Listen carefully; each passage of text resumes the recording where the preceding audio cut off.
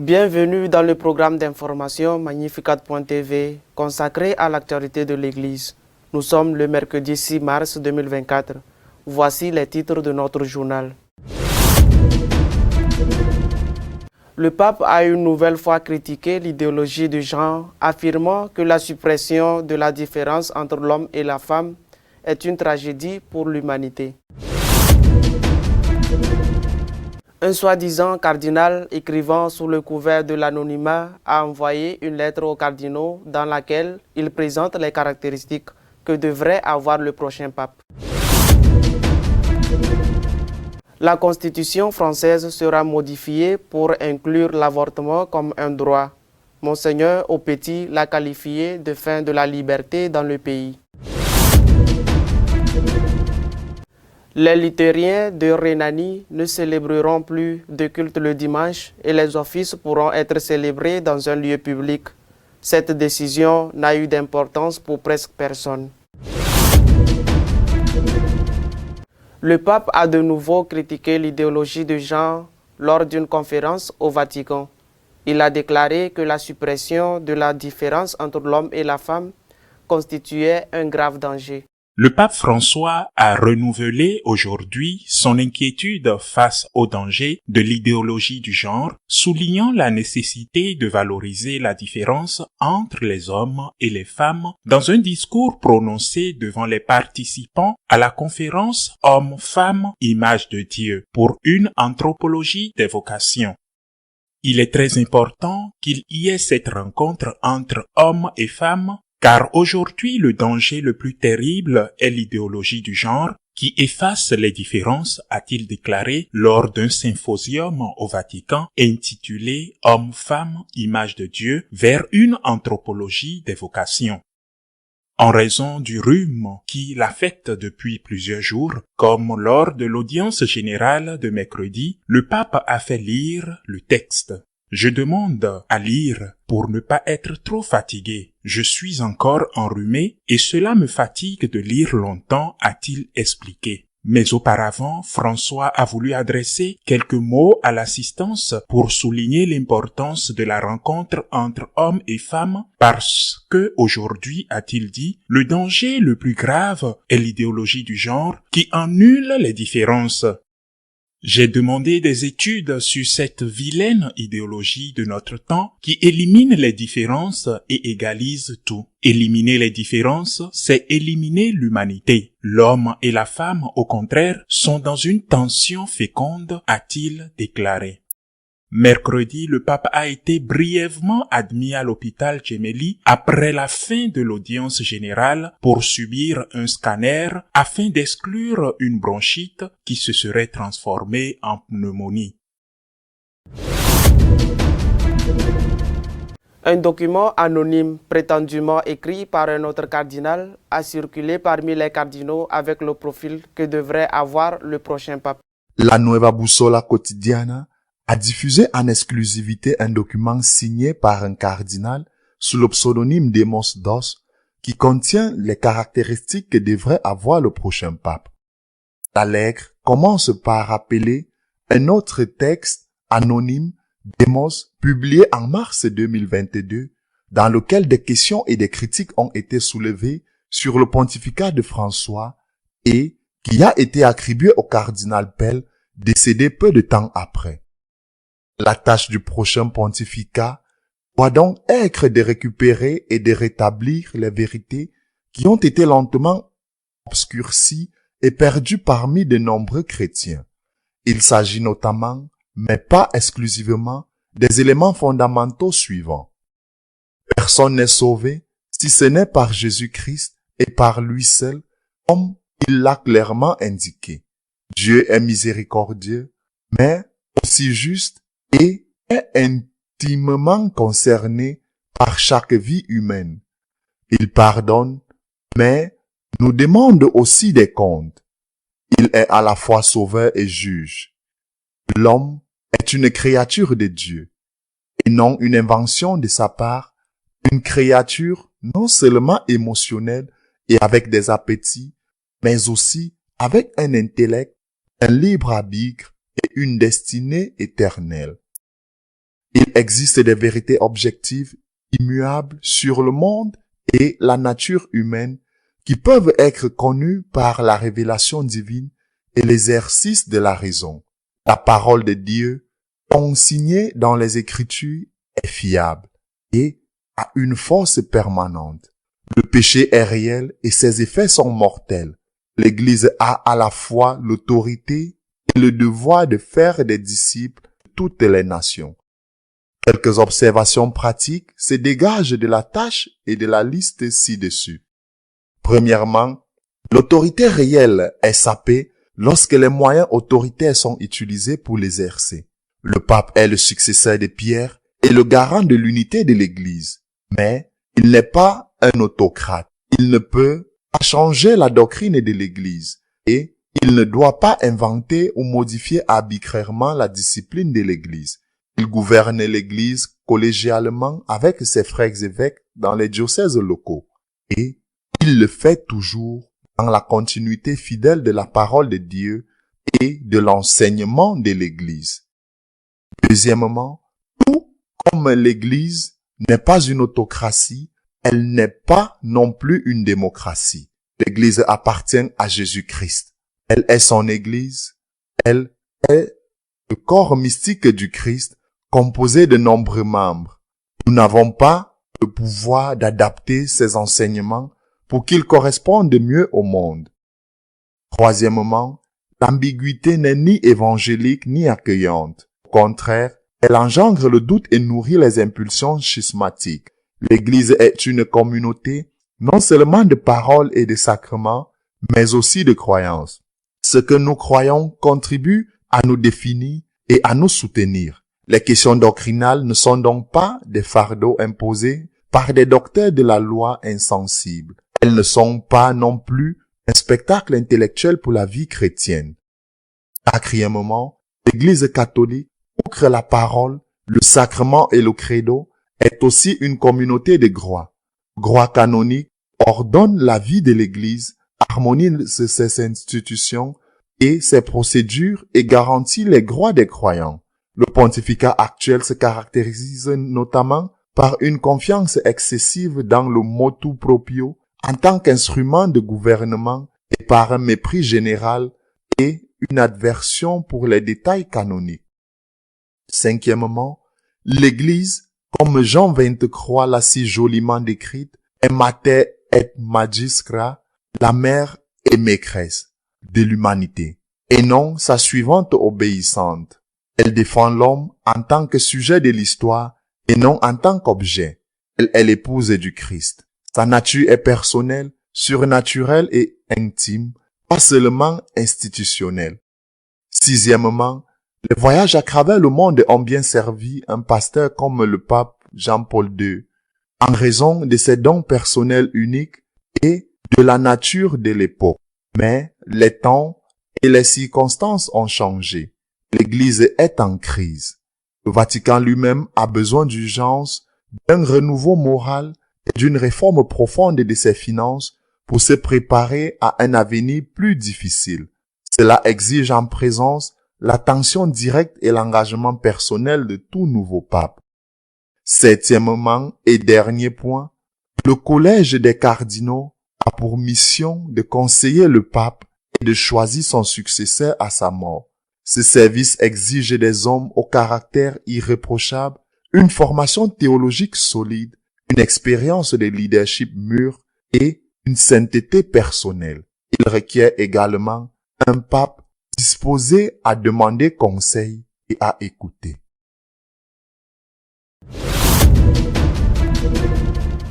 L'avortement sera un droit et sera inscrit comme tel dans la Constitution française.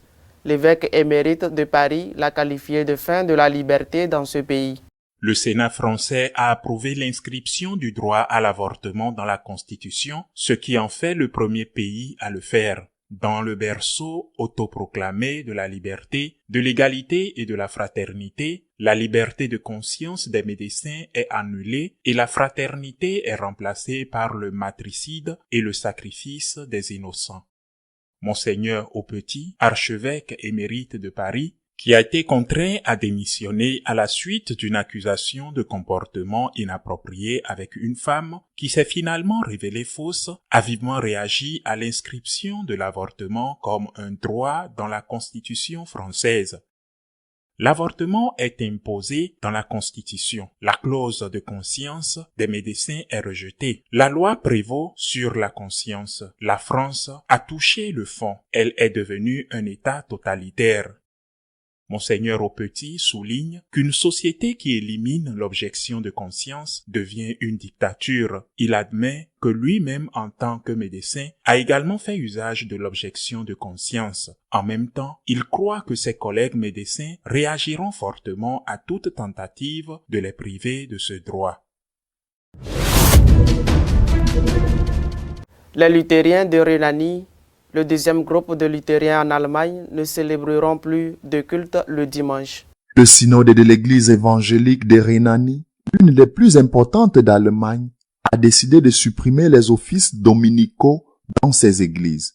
Un article du portail en ligne Die Welt déplore que le fait que cette nouvelle n'ait pas vraiment intéressé qui que ce soit et n'ait pas provoqué de commotion montre à quel point l'indifférence religieuse est avancée chez les luthériens. Face à la crainte de perdre son lien avec la société moderne, l'Église renonce à sa foi, écrit Anna Bethke. L'Église évangélique renonce à elle-même. Cette impression est renforcée par le scandale des abus et la sécularisation systématique qui se produit au sein de l'Église. L'Église n'est pas seulement victime d'une sécularisation sociale rampante, mais elle est le moteur de sa propre déchristianisation. Le fait que l'une des plus importantes églises luthériennes d'Allemagne supprime les services dominicaux devrait provoquer un tollé, écrit le commentateur de Die Welt. Pourtant, rien ne s'est passé, ni dans les médias, ni d'aucune autre manière. On ne peut qu'en conclure que la société a abandonné l'Église. Mais la vérité amère est aussi que les protestants y contribuent beaucoup eux-mêmes. Avec 2,2 millions de membres, la Rhénanie est la deuxième plus grande église territoriale évangélique d'Allemagne. À partir du 1er mars, l'office du dimanche pourrait être déplacé à un autre jour de la semaine. En outre, les restrictions concernant l'espace liturgique seront levées. Le baptême, la confirmation, la cérémonie de mariage, les funérailles pourront avoir lieu dans n'importe quel espace public.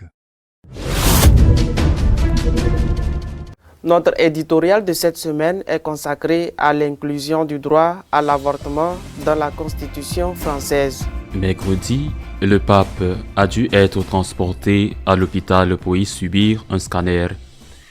Comme cela s'était produit en novembre, l'objectif était de vérifier si la bronchite dont il souffre depuis longtemps s'était transformée en pneumonie. Le résultat du scanner n'a pas été communiqué, mais le fait qu'il ait repris son programme normal dès le lendemain indique que la situation n'est pas grave, mais qu'il est dans la santé d'un homme de son âge, 87 ans. Une fois de plus, je voudrais demander des prières pour le pape. Tout d'abord, il est un être humain. Et certains l'oublient peut-être parfois, il est un être humain, et nous devons prier pour tous ceux qui rencontrent des difficultés. Mais il est aussi à la tête de l'Église. Il est le vicaire du Christ. Nous lui devons le respect. Et il est à la tête d'une institution qui compte 1,3 milliard de personnes dans un contexte extrêmement compliqué dans le monde, avec 2 guerres ouvertes qui pourraient conduire à une catastrophe nucléaire, et aussi avec d'énormes problèmes internes, par exemple la situation en Allemagne, qui, si Dieu le veut, ne conduira pas à un schisme.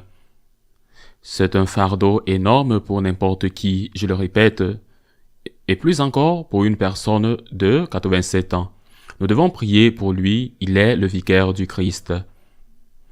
Parallèlement à cela, autre la santé du pape, ce qui m'a le plus inquiété est très important et fortement cette semaine, c'est la décision des deux chambres du Parlement français.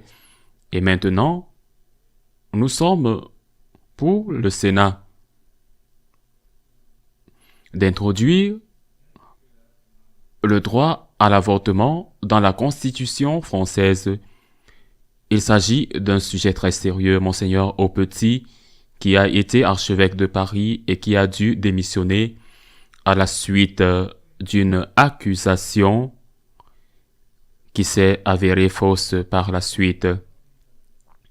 Monseigneur Aupetit, qui est médecin et qui a été médecin avant de devenir prêtre, a fait des déclarations très dures sur le sujet, non seulement en raison de l'inclusion de l'avortement comme un droit dans la Constitution, qui est beaucoup plus qu'une loi permissive sur l'avortement, mais aussi parce que le droit des médecins à l'objection de conscience est aboli. En d'autres termes, les médecins qui appartiennent à cette catégorie médicale, à cette spécialité, devront même, s'ils ne le souhaitent pas, pratiquer des avortements, et c'est horrible. Aupetit a clairement affirmé que la France est devenue un pays totalitaire avec cette décision et que l'abolition de l'objection de conscience des médecins transforme la France en dictature. Ce sont des paroles très sérieuses de la part de quelqu'un qui sait de quoi il parle. La France, malheureusement, va être un exemple terrible pour les autres pays d'Europe. Une loi sur l'avortement peut être changée difficilement, certes, par le prochain gouvernement. Changer un article de la Constitution nécessite une majorité très qualifiée qui sera difficile à atteindre à l'avenir. Et ceci, avec le mauvais exemple que la France peut donner, devient une question très sérieuse. Il ne faut pas oublier que plus de la moitié des décès survenus au cours de l'année 2022, les données les plus récentes disponibles étaient dues à l'avortement. C'est un événement effroyable, le massacre de millions de personnes, il faut le dire, parce qu'il y en avait 73 millions en 2022. Le massacre d'êtres humains innocents. Et cela nous conduit inévitablement à une autre question, celle du vote lors des élections. Et malheureusement, chacun de ceux qui aspirent n'est quelqu'un qui peut s'identifier au vu de la doctrine sociale de l'Église. Il est nécessaire de rappeler une fois de plus, parce qu'ils n'ont jamais été abrogés et continuent d'être pertinents aujourd'hui, ces trois principes inaliénables qui doivent guider le vote des catholiques. Le premier d'entre eux, le plus important, car sans lui, il n'y a rien d'autre, est le droit à la vie. Le droit au respect de la vie humaine, de la conception à la mort naturelle. Le second est la défense de la famille, constituée d'un homme et d'une femme qui s'unissent dans l'ouverture à la vie. Et le troisième est le droit des parents à avoir le dernier mot dans l'éducation de leurs enfants, que ce ne soit pas l'État qui éduque les enfants contre la vie de leurs parents. Mais le premier de ces principes inaliénables est le droit à la vie, la défense de la vie humaine. Et que se passe-t-il quand aucun des candidats n'est exemplaire sur ce point, ou du moins suffisamment cohérent avec ce que l'Église demande et enseigne? J'imagine, je suis sûr aussi qu'il y avait beaucoup de catholiques pratiquants en France, même s'il y a de moins en moins de catholiques pratiquants en France, qui ont voté pour Macron, qui a défendu et obtenu que l'avortement soit un droit installé dans la Constitution. Il y en a beaucoup qui ont voté parce qu'ils ne voulaient pas voter pour Marine Le Pen. J'imagine que dans cette situation, ils vont repenser ce qu'ils ont fait parce qu'ils sont responsables de cela. En ce moment, il y a au moins de grandes élections en jeu. Je pense au Mexique et aux États-Unis. Et l'avortement est devenu une question clé. Ce n'est pas la seule question. Il y en a beaucoup d'autres. L'immigration, la justice sociale, l'éducation, l'ordre public. Mais l'avortement est une question clé parce que s'il n'y a pas de vie, il n'y a pas et il ne peut y avoir de défense de la justice sociale et malheureusement, dans les deux cas que j'ai mentionnés, on ne peut pas dire qu'il y a, je parle bien sûr de mon point de vue, c'est mon opinion, on ne peut pas dire qu'il y a un candidat qui peut être considéré comme un plus grand bien. Alors, nous devons recourir, même si nous ne l'aimons pas, au moindre mal. Et il est également vrai que, malheureusement, il y a de moins en moins de différence entre le plus grand mal et le moins grand mal. Nous, catholiques, sommes dans une situation très compliquée qui exige un profond discernement et une écoute très attentive de ce que l'Église enseigne. Qu'il s'agisse du pape, de la conférence épiscopale ou de l'évêque local. Mais nous ne pouvons pas être responsables d'une chose aussi terrible que ce cruel massacre d'innocents par notre vote. Et je sais, et je le sais bien sûr par expérience parce que je suis un citoyen qui vote, qu'il est souvent difficile de prendre une décision parce que j'insiste, le plus grand mal et le moindre mal sont malheureusement toujours plus proches. Mais nous n'avons pas le choix, nous devons défendre la vie. Nous ne pouvons pas utiliser notre vote pour soutenir les politiques qui conduisent à ce qui vient de se passer en France. En France, qui était le berceau des libertés. Le fait que la France soit déjà une dictature aujourd'hui, comme l'a dit Monseigneur Aupetit, est une question très grave pour la France, pour toute l'Europe, et à cause du mauvais exemple qu'elle donnera au monde entier, en particulier aux enfants qui seront sacrifiés dans le ventre de leur mère. Je conclus en rappelant et en demandant. Nous devons prier pour le pape, et nous devons le faire comme il le dit avec humour, pour lui et non contre lui. À la semaine prochaine, si Dieu le veut. Si vous souhaitez être informé de tout ce qui se passe dans l'Église, vous pouvez le faire à partir de notre page d'information magnificat.tv. Nous continuerons à vous tenir informés de ce qui se passe dans l'Église. À la semaine prochaine, si Dieu le veut.